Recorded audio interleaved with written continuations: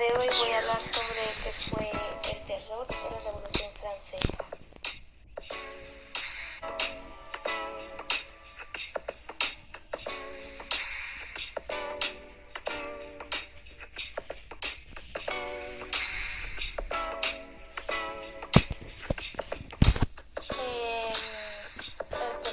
El reinado del terror fue un periodo culminante de violencia respaldada por el Estado durante la Revolución Francesa en 1789 hasta 1799, que vio las ejecuciones públicas y los asesinatos en masa de miles de sospechosos contrarrevolucionarios entre septiembre de 1793 y julio de 1794.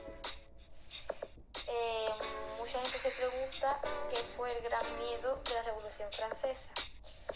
Pues muy fácil. En las áreas rurales, para protestar contra los privilegios señoriales, se llevaron a cabo actos de quema de títulos sobre servidumbre, derechos feudales y propiedad de tierra, y varios castillos y palacios fueron atacados. Esta insurrección agraria se conoce como la Grande Peur, el Gran Miedo.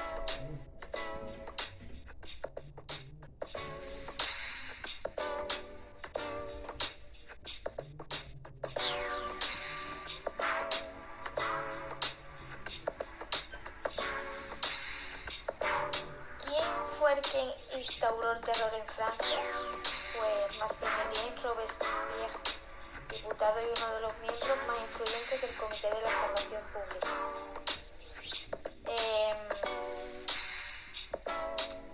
También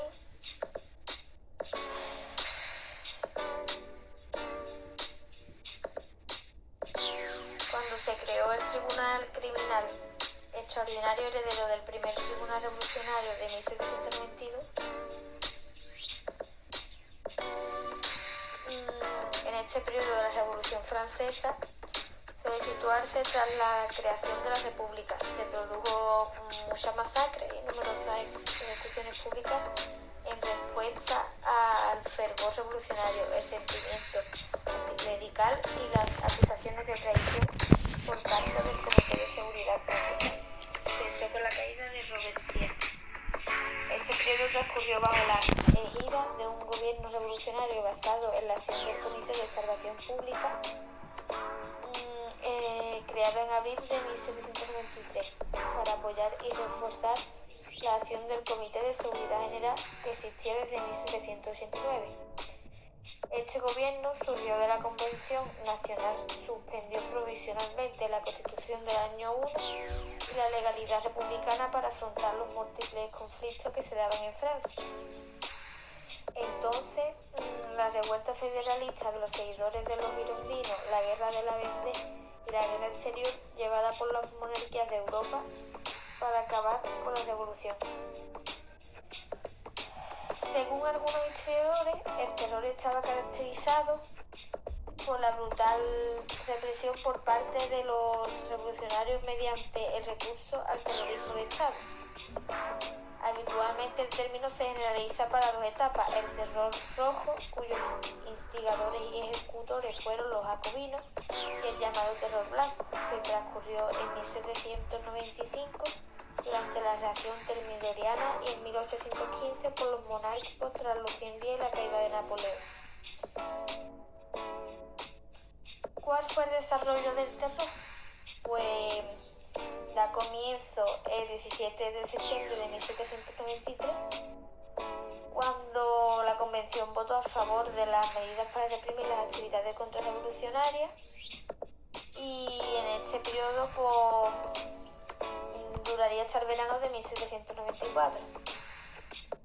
Y tan solo en el mes anterior a su final hubo 1.300 ejecuciones, pero gran parte fue precisamente ordenada por los propios jacobinos entre ellos mismos. El Comité de Salvación Pública era un cuerpo colegiado de 10 o 12 integrantes, según la época, del que era parte Maximilien Robespierre, quien señalaría: el terror no es más que la justicia rápida, severa e inflexible. El comité estaba dividido en secciones. Robespierre y Louis de Saint-Just se encargaban de la política general.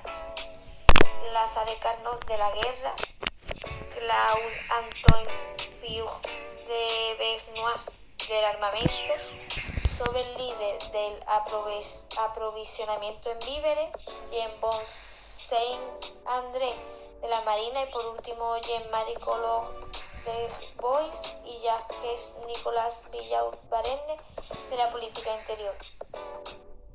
Bertrand Barrère de Viussac era su portavoz en la Convención Nacional.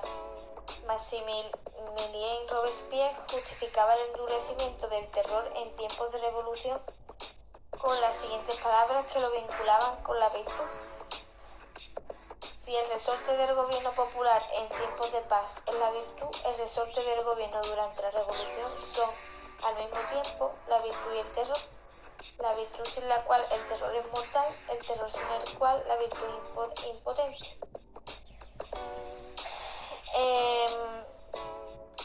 La legitimación del terror jacobino declinó en parte al ganarse la decisiva batalla de Fleurus, que aplastó al ejército austriaco el 26 de junio de 1794. Al quedar anulada la posibilidad de una invasión de Francia, se reducían por lo tanto las justificaciones de un régimen extremista, aunque la victoria de Fleurus fuese un factor determinante en la caída del Comité de la Salvación Pública. Esta se debe, sin embargo, a una conjunción de factores. Por un lado, los diputados del Pantano, en sintonía con la alta burguesía, reprochaban al gobierno que se mantuviera la política económica dirigista que había impulsado el estado de guerra y propugnaban una vuelta a una política económica de corte liberal. Por otro lado, el Comité de Seguridad General veía con malos ojos la preponderancia del Comité de Salvación Pública, cuyos poderes se solapaban con los suyos. Y para terminar, fueron decisivas las divergencias cada vez más acusadas en el seno del propio comité, quedando Robespierre cada vez más aislado por su política social. Su deseo tardío de depurar el comité de sus miembros más extremistas, extrevertistas como Collot d'Herbois y Villaud-Varenne, precipitó su final.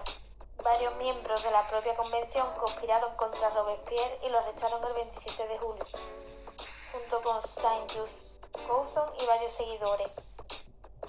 El guillotinamiento de Robespierre y 28 de sus asociados en la jornada siguiente marcó el fin del terror y el inicio de la relación del termidor. Robespierre cayó de manera expedita como muchos cientos de personas, pero incluso sin proceso, víctima de la conjuración de girondinos no confesos y de varias personas que clamaban venganza por las muertes tanto de los herbertistas como de los moderados del grupo de Danton. Años después se reproduciría una nueva época de represión, que con el nombre de Terror Blanco se instauraría en 1815 tras el retorno del rey Luis XVIII al poder. Gente sospechosa de nexos con los gobiernos de la Revolución o de Napoleón fueron arrestados y ejecutados. Durante el reinado de Luis XVI había reducido los ingresos del Estado francés. En los años que predecieron la Revolución, la nobleza había incrementado la presión fiscal y productiva sobre los campesinos de sus tierras, agravando su pobreza. Habían reducido, por ejemplo, las tierras comunes, vendiéndolas o convirtiéndolas en tierras de labranza, donde los campesinos cazaban, llevaban el ganado a pacer y recogían madera, por lo cual buscaría el gobierno jacobino la forma de compensar expulsando a nobles de las tierras.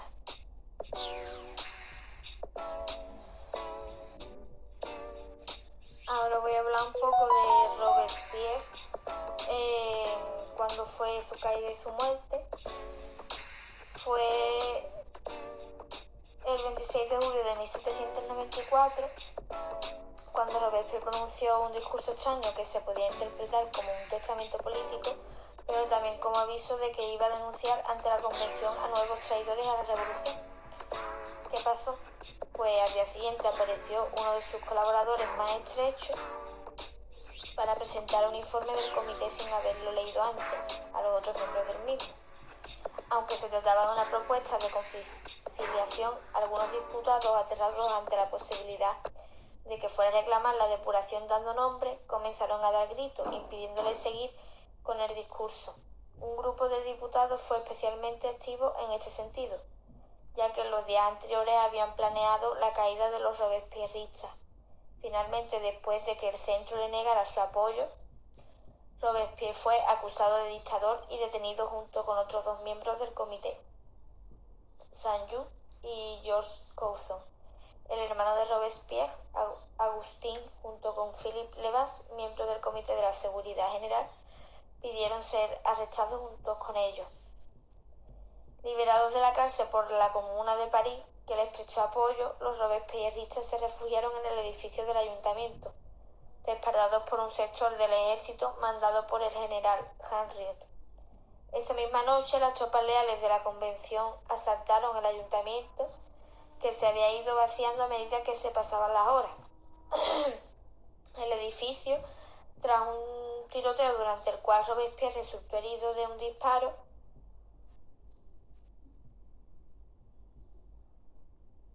en la cara a la altura de la boca, no se sabe si fue autoinfligido o producto de la escaramuza, cayó en manos termidorianas. Al día siguiente, Robespierre fue conducido a la Plaza de la Revolución, hoy en día se llama la Plaza de la Concordia, en la que más de 1000 personas habían sido decapitadas durante los meses anteriores, y fue guillotinado junto a 21 colaboradores, entre los que se encontraban Saint-Just, Couthon y el general Henriot. El cuerpo de Robespierre y el de los demás condenados fue enterrado en una fosa común en el cementerio de Errancis, en la que se vertió cal viva a fin de borrar todo su rastro. Su caída acabó con el terror y con el furor republicano. También decir que me parece un tema muy interesante lo que es el terror y eso de la Revolución Francesa. Otro dato: Robespierre nació el 6 de mayo de 1758 en Arras, en el Reino de Francia. Su muerte fue por decapitación. Y no sé qué más decir. Inició su carrera como juez penal de la diócesis de Arras, además de ejercer como defensor legal, especialmente de los sectores más desposeídos, lo cual, junto con su entonces fuerte oposición a la pena de muerte y la notoriedad que acumuló como escritor, lo convirtieron en uno de los más destacados abogados de Arras.